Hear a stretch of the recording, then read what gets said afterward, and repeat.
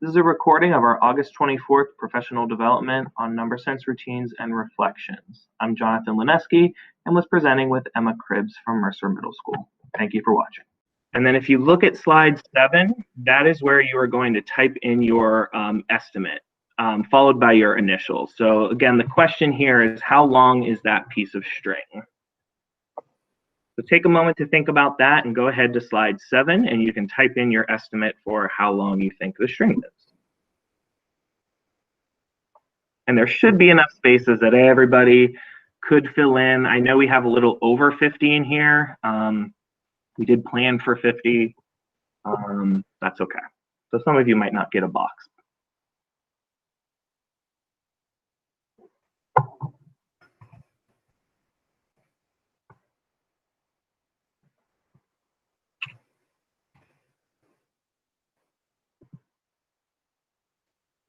Make sure too you throw your initials next to your estimate.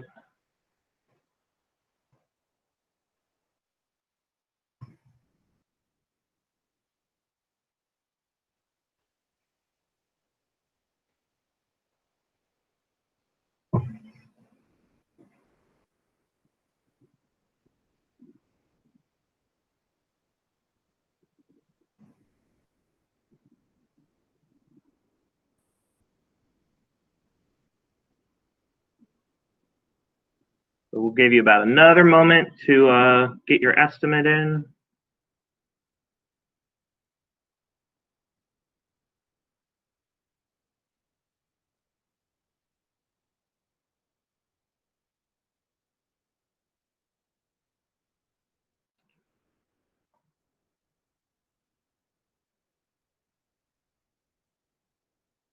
So Maria, is it the whole presentation? If you double click into a thing on slide 7, it's not working for you?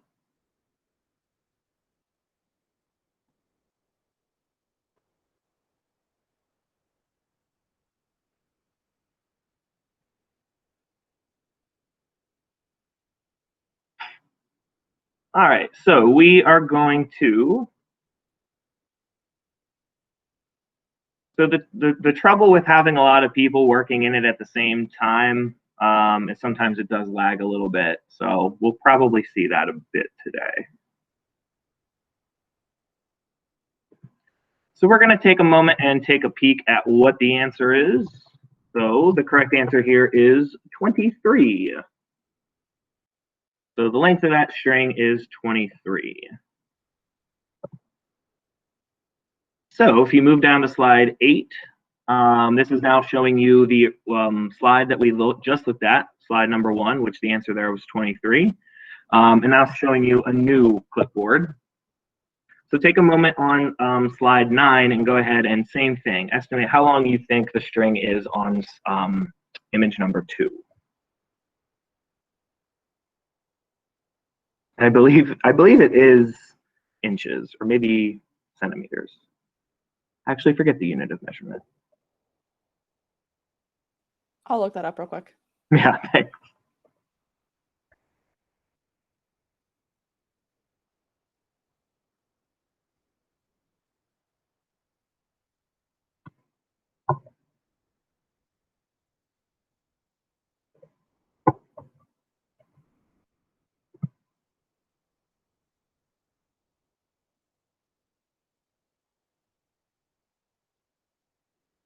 So the cool thing too is seeing in some of your answers, some of you were using different unit of measurements. Some of you are using the pencil as a unit of measurement. You know, using the items that are on the clipboard to kind of help you with your estimates.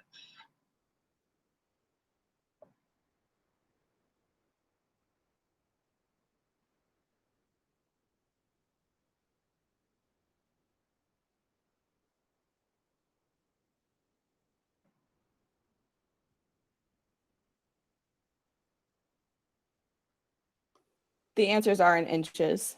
In inches. Thank you, Emma. Appreciate that. You're welcome.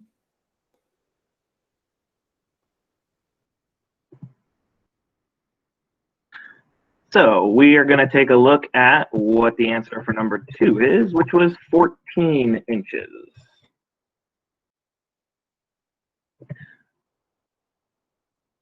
So we're going to do one more. There's actually 4 images, but for the sake of time, we're going to do just this last one here. And I may ask some of you to kind of share your thinking. So looking at slide 10, we now have a 3rd image. And so our answers were, for number 1, it was 23 inches. The number 2 was 14 inches. And now looking at number 3, how long do you think number 3 is?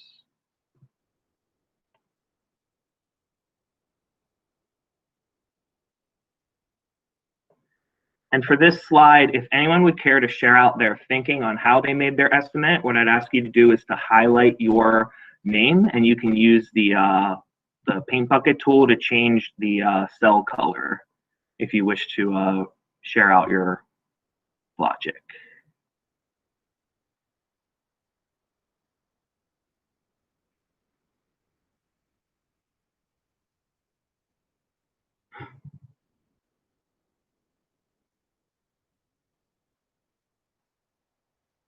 Uh-oh.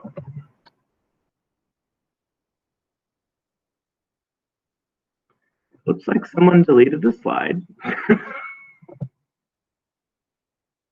That's no good.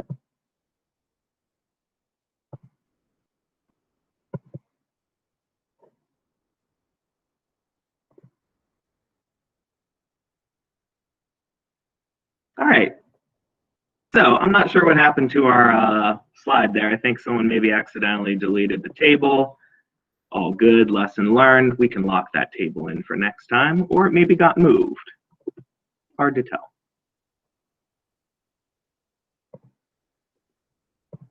So in looking at number 3, we can see that it is 11 inches. So the cool thing about these estimation clipboards is we just did 3 images in probably about 5 minutes or so.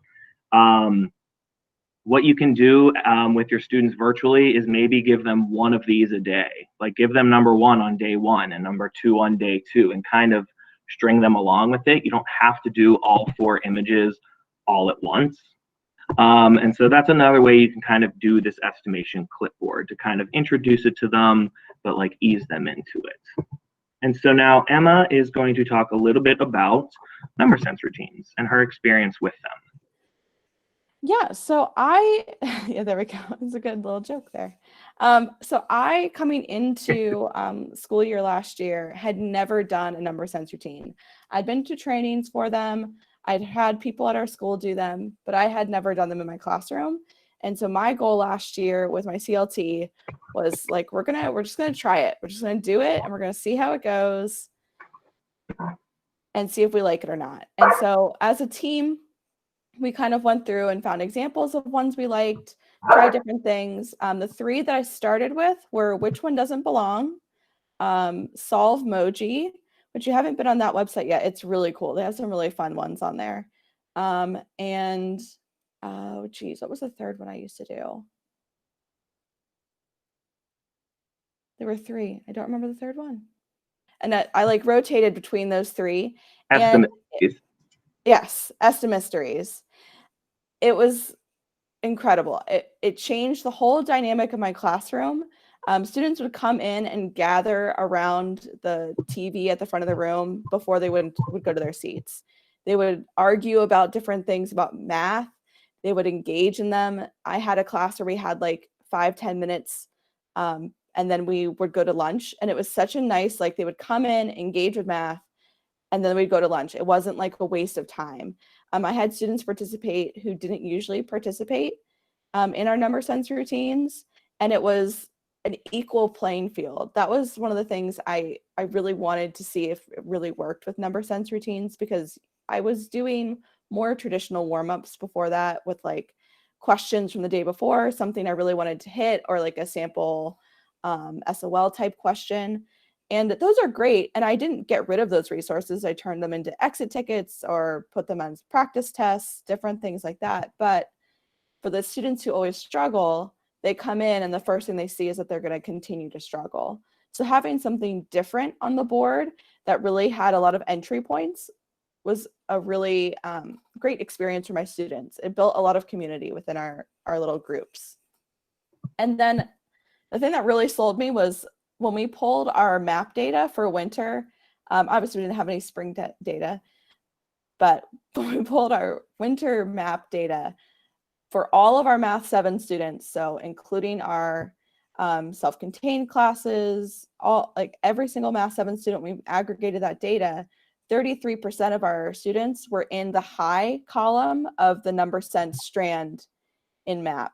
So that was also huge. Like, that was usually a strand that was a little bit weaker because it has some of those messy SOLs in there for 7th grade, where you're doing scientific notation and ordering, and like there's some complicated topics. So to see that the only thing that we had changed was adding these number sense routines in as a CLT made that big of a difference, I'm totally sold. Like, I'm going to be doing these forever now because they really made a huge difference for our class. Thanks, Emma. The number sense routines also really help support the math process goals and our profile of a graduate, getting kids to collaborate and communicate. I was fortunate enough to be able to be in Emma's class last year and get to do some number sense routines with her students and watch them engage in number sense routines. And it really is powerful to see kids talking and collaborating in that sense. And it's been fantastic. And I want to commend Mercer for doing such a good job with these. So for those of you who are unfamiliar with number sense routines and what exactly those are, they are short, meaningful little math problems. And as Emma said, they sort of have a low floor and a high ceiling where there's multiple entry points. Any kid can engage with it. And so these are sort of the bullets of what a math routine should be. So meaningful in the sense that there is a purpose for them, that you are kind of doing them for a reason. You want to keep it short, and I know now time is valuable.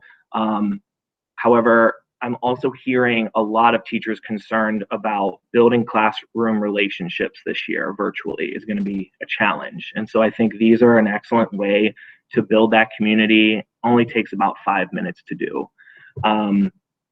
They can be mental practice in the sense that they shouldn't necessarily have to write a lot down. They can do the math in their head sort of thing. And they're more concerned with the process and not the product. And when you do these, start with simple ones and move to more complex ones. So like that estimation clipboard, you can kind of start with, I said the first one and then move up to the fourth. So that's a little bit about number sense routines. So what we wanted to do now is share some templates with you that at the very end of this, when we share our template version of the presentation, you have these and you can easily copy, paste, and change them to fit the number sense routines that you like. So Emma's going to go through and talk a little bit about these number sense routines and the templates and how to use them. So the first kind of template that we have here is the would you rather, the same and then same but different. And they both kind of have a question that then students have to answer. So when you go to the next slide, you can see that you're not actually putting your answer in here. You're just putting your name for which one that you would like to share about. So if you were doing the same but different, you would have a same side and a different side. And then you would highlight your name in a different color if you wanted to share those. And you don't have to do all of these using math, right? Like, you could start out at the beginning of the year doing just like community builders, like doing a would you rather that's taco versus pizza. Like, you don't have to feel like you have to have it be a math problem all the time. These are still good ways to build community, even if you're doing the same kind of template, but not math. All right, then the next template we have here is which one doesn't belong. I love this one. We did these a lot, and it was fun to really challenge students to try to come up with different reasons for each number to not belong. That's the challenge, is we have to find at least one reason for each one. So what you would do in a virtual setting is we have these little drag and click little symbols that you can put. And then after you've kind of dragged one that you would like to share about, on the next slide, you can determine which number you would like to say doesn't belong, and then share a reason why. And again, you could do the same thing of highlighting your name if you wanted to share more about it when you're going through these. Now, one tip I will share is making sure that when students are sharing their response, just saying like thank you or appreciate that comment, and not The hardest thing was not being like, oh, I really like that one. That's a really good one. Because it does kind of stop the conversation just because that one student is getting that focus on their process. And you want to try and highlight as many people's processes as possible without saying one is better than another one. This is also a time too where the teacher does not share their thinking.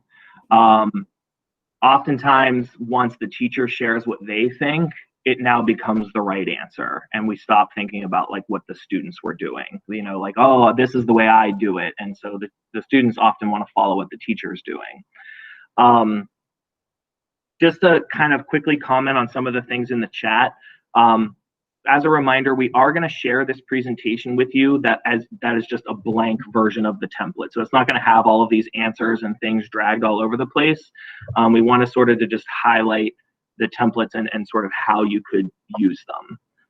Another thing with the which one doesn't belong, Emma mentioned too, starting with non-mathy ones. They have ones with just pictures of animals, and there are websites for all of these different number sense routines, and that is going to be linked at the end for you to kind of explore and check some things out. My students did love the ones that were just like animals. That was their favorite, which ones don't belong. So those are definitely fun to do. So we are now going to do a quick Desmos activity, again, just to kind of show you a different platform that you could use to do a number sense routine. So if you want, you can go to student.desmos.com and type in the code, or I believe Emma is going to share a direct link to the activity in the chat. If you have that, Emma.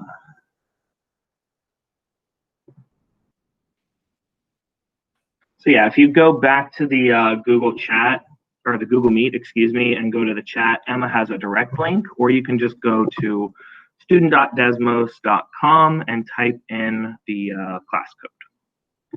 And we'll give you a few minutes to work on, we have a 10-minute timer. It's not going to take us 10 minutes, but just take a moment to work through that activity. And if you're having any difficulties accessing it, please just let us know in the chat and we can help you out. I'm going to start the timer here. All right, so it looks like a lot of you had a chance to finish that. So we're going to switch over here. So if you could actually go back into the Google Meet, that way you can kind of see the presentation screen to see what things look like on the teacher end. I'll kind of quickly just take a moment to go through what this looks like and maybe have some of you share out as I see many different representations here. So when you are in the teacher end of Desmos, you can see what all of the students' responses were. If this were something that you wanted to use in the classroom, they do have a feature here that you can make it anonymous, where it changes the names of all the students if you feel that that is something that the students would appreciate. And so I am just going to ask some of you to kind of share out your thinking. So I'm just looking at Emma Weber. Would you mind unmuting your mic and kind of sharing what you did with yours? Sure. Hi. I first did the 2 4x4 squares. I circled those or squared them, and I knew that those would be 4 times 4 plus 4 times 4. But then since that middle square that I highlighted in red was counted twice, I had to subtract 4 from that answer of 32. So I got a final answer of 28. Awesome. Thank you. And then Jean, would you mind unmuting and sharing what you did? Yeah. So I kind of took it, the top row or the top 2 rows was 2 by 4, so that was 8. The next 2 rows were 2 by 6, so that was 12. And then the bottom 2 rows were 2 by 4, which was 8. And then I added 8, 12, and 8 to get a total of 28. Awesome. Thank you. Mm-hmm. And so we can kind of, again, just look through. This is kind of a cool one. Katie O'Brien, looks like you extended it out and made it into a 6 by 6. Again, just kind of a nice feature in Desmos. Students can draw on their screens and kind of show their thinking through drawings. Little groupings here, seeing a lot of the overlapped ones. And if we take a look at which process goals this kind of hit, just to kind of see, maybe representations kind of coming up quite a bit, reasoning, problem solving, communicating your way. Cool. And again, for those of you kind of maybe following along in the chat, the teacher.desmos, if you search there, sometimes you don't find all of the good things. We do have a bank that Emma shared in the chat, sites.google.com. It's a Desmos bank where you can kind of find more activities. And again, this is just another way you can do a number sense routine. So we wanted to share that platform with you all. So I'm going to go back to our presentation. And so now we're going to take a moment to talk about reflections with students, and Emma's going to get a chance to kind of share her experience with reflections. Yeah, so as we're walking through like number sense routines, we realized that reflections are also a really powerful way to build community. So we wanted to throw in some stuff about reflections as well. So first we're going to do one together. So we have this coaster reflection. So what you're going to do is select the part of that coaster track where you feel like you are so far in professional development after last week and the beginning of this week. We do have about 4 or 5 slides of the same thing. And that's just so that there's enough space for everyone to type in their own rationale. So try to kind of avoid typing over each other. There's plenty of space for everybody. If you feel like you'd like to share your reasoning, if you could just change the color of your cell so that I know who would like to share. We'll give you guys a few minutes to interact with those slides. I don't see any different colored cells, so if anyone wants to just unmute their mic and go ahead and share, we can share that way too. This is Sandy. I just said letter B because it's very accelerated, and I feel like there has been fast amounts of information being thrown at us, but good stuff. Thank you.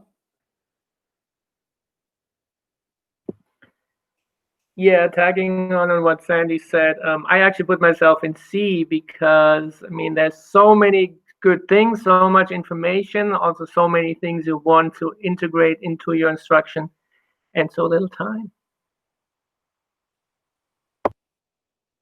All right. Oh, Christina, would you like to share? Okay, I'm still trying to navigate the whole idea of having like a bunch of cells open. So I keep losing the presentation. And then I actually was initially like trying to click on the presentation to find the slide to like start typing. And I was like, why isn't it working? But I chose B because I feel like I'm still at the beginning of the roller coaster. But like when you get over that hill and you start like looking down that first big fall, you know, it's exciting. You're, you know, ready to see what the rest of the ride has in store for you. But you still kind of like don't know what's going on yet. So you don't know what it's going to be like, but you're like still excited at that point. So I'm still excited. I haven't lost that yet. So we're good. That's important. Well, thank you guys for sharing. This is awesome. And what I really like about it is even if you don't feel confident enough to share, especially for our students, all of their responses are there. So especially with something like this that's reflecting on an emotion, if you have something there that's a little bit more personal that you might want to check in with a student on, like you can do that, hopefully with our breakout rooms, you know, coming soon, or even just a quick email, just, hey, checking in, seeing if you need any support with organization or whatever it might be. Or so this is a really great way to be able to check in with all your kids, get that feedback from them, but having it done in a Google slide instead of verbally. So just kind of taking a moment to talk about reflection in general, that it is a time kind of built into the class every day that the students should be considering their new learning or how things are going. I think now more than ever, it is important to allow students to reflect and to gain feedback on how things are going in the virtual sense. As Emma was saying, it can be an internal or an external type of reflection. If you feel like it's more of a sensitive type thing where it might be embarrassing for students to see other students' responses, maybe Desmos or a Google form where they can't see what everyone else is saying, could be a better platform to be using those on. If you're doing content reflections, these are a great way to help organize targeted small groups for future classes to really see which students are struggling and which ones kind of understand the material, can help you organize those small groups. So then just a few examples here on slide 20, or no, wait, what is it now, 30, from types of reflections I did when we were in the classroom together. So we had reflection questions built into every single homework assignment. That was the first 2 to 3 questions that they had to do every single night. And their homework wasn't counted complete unless they did the reflection questions. And then we also put reflection at the end of each test. Just like, how do you think you did on this test, on this assessment? And they were a really great way to kind of start the homework checking process, where maybe I'm going around the room and checking everyone else's homework, while as a table group, they're discussing their responses from these reflections. So what I'm really excited about is I still want to keep these kinds of conversations as a part of my classroom because they are such a great community builder, and figuring out how to do them in a virtual setting is something I definitely want to make sure is a focus for this year. So that first template that we did is a great way to do this. And then John's going to share some other ways that you can kind of do reflections in a virtual setting. Something else too that I saw in Emma's classes was a heightened sense of ownership in the students, that because they were reflecting every day, they really took ownership of, yeah, I didn't do the homework and that's why I did so poorly on this test, that they really were responsible for their own learning. And so I think doing these daily reflections also help build ownership in student learning, which I know is constantly a concern of teachers. And so as Emma said, similarly, we're not actually going to do these reflections. They're more so just templates or different types of reflections that you can do virtually with your students. So we have another one of just dragging a star. How are you feeling at this point in the day? Kind of similar to our roller coaster one. Slide 32 can go along with that if you want the students to type it in here. Menti, the thing that I used at the beginning, that is also another easy website that if you have sort of a multiple choice type reflection, you can ask them to do it there, and all of that information comes in live in the moment. So that's cool. The spend a buck reflection. Oop, my computer's starting to slow. The spend a buck reflection is kind of a cool one where you can give them 3 topics, maybe 4. You tend to not want to overwhelm them with too many topics, and you can ask them to spend $1 on where they need help, where the money indicates how much help they need. They have to spend $1. You can kind of change this question to maybe it doesn't necessarily mean how much support they need. It could be how confident do they feel. Lots of different ways you can kind of change the spend a buck type reflection. This next one got hidden somehow. Hold on. This next one here, a coordinate grid. I like this. Kind of, again, just another drag the star, but you can give them 2 coordinate grids and change sort of the wording on how, how you're feeling, or it could be about a topic somehow. I wanted to throw the coaster reflection in there, where instead of doing an A, B, C, or D, they could move the image of the coaster and say, here's where I'm putting the roller coaster, and they could write a little sentence to explain why they picked the spot that they picked. And so those are kind of all of the types of reflections in terms of what we wanted to just show a couple of variations on ways you could reflect virtually. If you go to slide 36, this is now going to be your resource bank. And so what I'd like to do now is just give you all maybe like 5, and we'll say 7 minutes to just explore some of these sites. It seems like a lot of you were interested in looking for these resources. For those of you that are comfortable and familiar with number sense routines, what I would ask you to do is to think about how would you maybe turn the ones that you have been doing in your classroom into virtual ones. And then down on slides 37 and 38, we encourage you to pick a Post-it note and kind of jot down a goal as you move forward this year. So we'll give you about 7 minutes to sort of explore here and take a moment to sort of set a goal for yourself. So what questions might you guys have before we start on that?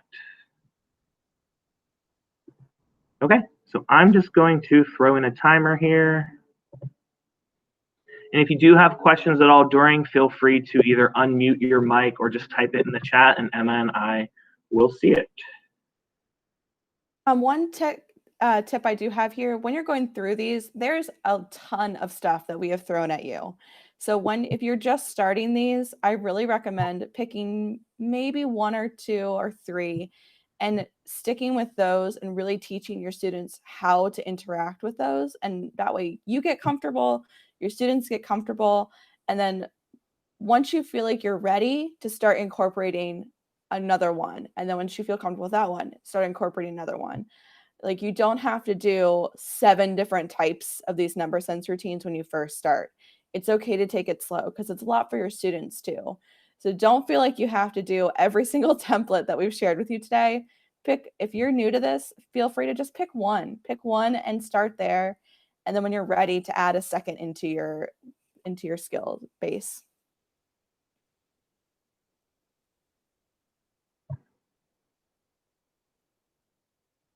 And something else that I would like to add too is the templates and things that we gave you are really just a jumping off point. Emma and I, we haven't thought of all of it. And so as you look through those number sense routines, you may find a way that that you can deliver it better than what we've come up with. There's tons of different platforms and things for you to use. And even Schoology too, like I know that's another platform you could use there. Also, I would like to say that a lot of the templates and things that you are seeing today come from Teresa Wills, her site, who is a professor at George Mason, I believe. And I think she's presenting today as well.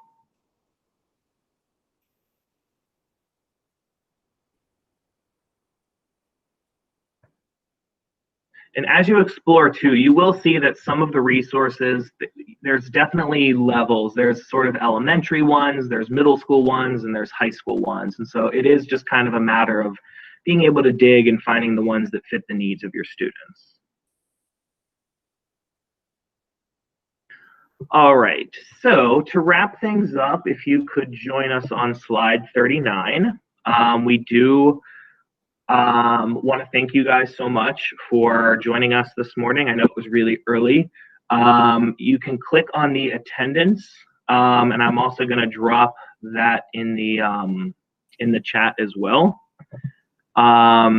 You can click and get the attendance done, and we really would, Emma and I, appreciate your feedback on this, as it is something that we would like to continue to present throughout the year. So if there are any ways we could make it better or any additional resources that you would like, let us know in that feedback form. I think I'm putting it in the chat here.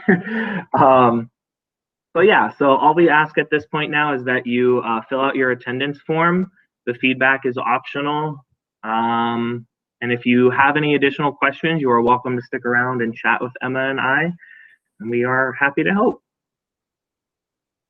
Once you fill out the attendance, you are free to go. Thank you guys so much.